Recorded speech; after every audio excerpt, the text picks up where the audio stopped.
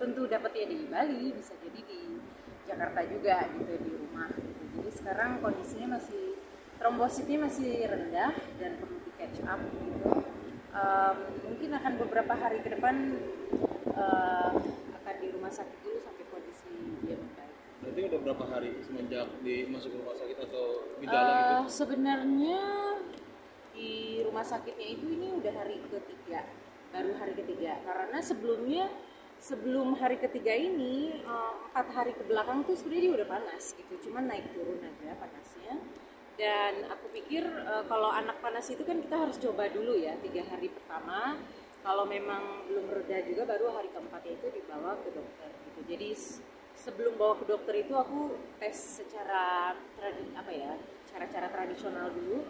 Kemudian ternyata ketika cek ke dokter, dokternya bilang kalau dites darah demam berdarah, jadi harus langsung masuk ke rumah sakit dan dirawat. Dan itu belum mandi pagi-pagi, terus udah gitu belum makan, bener-bener yang cuma pakai baju rumah langsung kabur ke rumah sakit untuk ngecek dia karena udah muntah juga kan yang ketiga kali. Ya untuk kondisi sekarang sendiri gimana untuk makan atau apa udah? Ya alhamdulillah kalau sekarang dia makan udah ada nafsunya lagi gitu. Tadinya sih nolak, sama sekali nolak cairan, nggak mau minum, nggak mau makan. Tapi kemarin udah mulai oke ya makannya.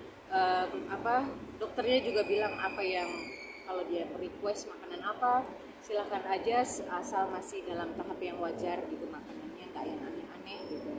So aku sih seneng dia udah kondisinya udah lebih baik daripada sebelumnya. Paling nggak dia sekarang udah mau minum, udah mau makan, itu udah aku bersyukur banget lah daripada yang sebelumnya benar-benar lemes banget. Lagi sibuk ini tetap nemenin Kak? Ya harus karena mau nggak mau kan kalau dirawat di rumah sakit kan harus bawa semua kebutuhan kayak laptop, harus pindah ke rumah sakit, bawa selimut segala macam itu untuk tambahan, ya mau nggak mau di rumah sakit juga gitu. Untuk saat ini semuanya beroperasi dari rumah sakit gitu jadinya. Jadi akan lebih mengawasi.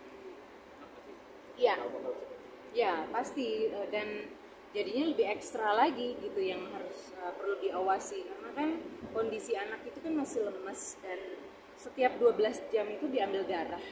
Nah begitu kita harus tunggu hasilnya, kemudian lihat kondisinya apakah panasnya masih tinggi atau sudah normal, kemudian saturasinya dicek. Jadi cukup konsisten ngecek dengan pihak rumah sakit. Kalau kata dokter apa yang harus diwaspadai sih Kak? Sebenarnya itu cairan. Karena cairan dia sempat nggak mau makan, nggak mau minum itu kan bikin tubuh dia tuh lemas sekali gitu ya, kekurangan cairan di tubuhnya. Jadi dokter itu membantu dengan memasukkan obat-obatan melalui cairan infus yang harus aku imbangi dengan cairan minuman. Tapi cairan keduanya itu nggak boleh berlebihan atau nggak boleh tabrakan atau nggak boleh kejer-kejeran. Makanya itu harus bagaimana caranya memaintain cairan lewat mulut sama cairan infus itu stabil dan juga balance. Itu yang sulit sih buat aku gitu. Apalagi sekarang semalam dia udah mulai ngeluh di bagian dada kayak ada susah bernafas sedikit, terus jadi merembet kemana-mana gitu ininya. Tapi alhamdulillah ketika ngomong ke dokter, dokternya langsung ambil tindakan dengan memberikan obat gitu. Tadi pagi ketika bangun dia cukup ceria gitu, langsung nonton Peppa Pig dan lainnya gitu. Jadi ngelihat anak senyum kan beda ya kita orang tua rasanya. Nah, sekarang udah tidak Jakarta, kulit ya udah kelihatan nih foto segala tuh. Iya. Udah nggak pucat lagi.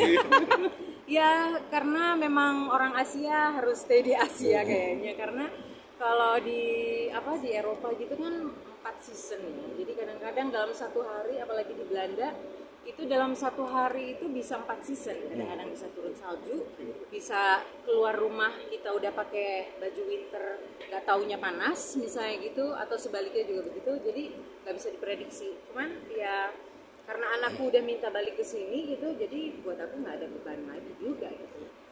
Jadi kalau kulit sendiri ya, tuh sekarang eksotis banget ya, ini mana emang jemur apa? Tidak ada sih sebenarnya, emang kulitnya sebenarnya emang hitam sih kalau aku, memang gelap kan tapi karena di sana kan matahari susah ya didapatnya gitu, dan kalaupun ada tuh matahari di Belanda tuh mahal gitu, bener-bener mahal.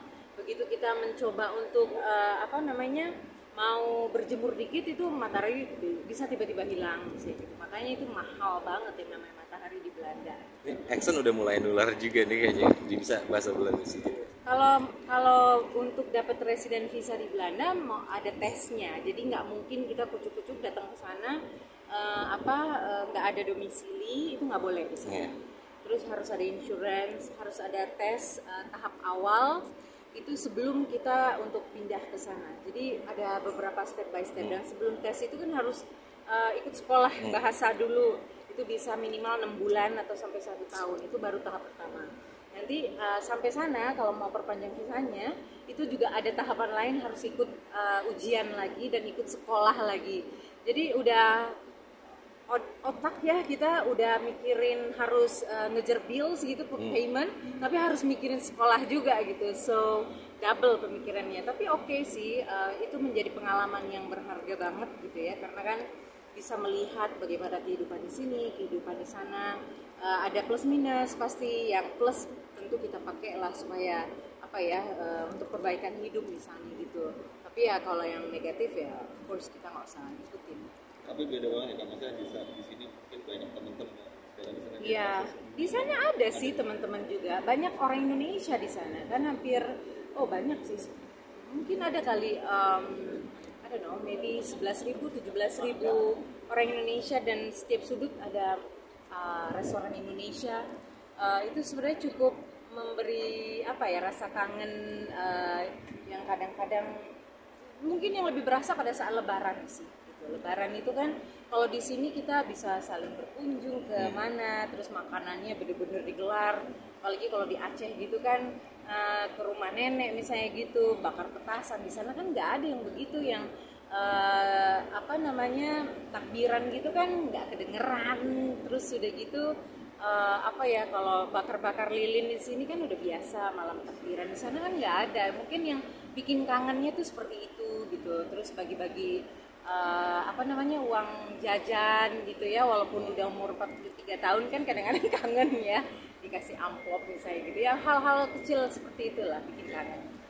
Kultur shock yang paling dirasakan Kak? Selain tadi Lebaran tadi, kultur shock yang paling dirasakan? Kultur shock ya itu kalau aku sih, kalau menurut anakku sih lebih ke cuaca. Iya, kalau aku sendiri cuaca masih bisa menyesuaikan karena dari tahun 2013 memang udah bolak-balik untuk cek kondisi di sana seperti apa gitu. Bahasa Belanda salah satu bahasa yang tersulit di dunia. Jadi mau nggak mau harus ekstra belajarnya. Kalau buat anak-anak, anakku 14 tahun ya dia udah diploma bahasa Belandanya karena masih fresh ya pikirannya. Kalau kita harus ekstra lagi, bukan berarti nggak bisa, tapi membutuhkan ekstra kerja keras untuk mempelajari bahasa di usia 40 tahun ke atas. Oke? Terima kasih teman-teman.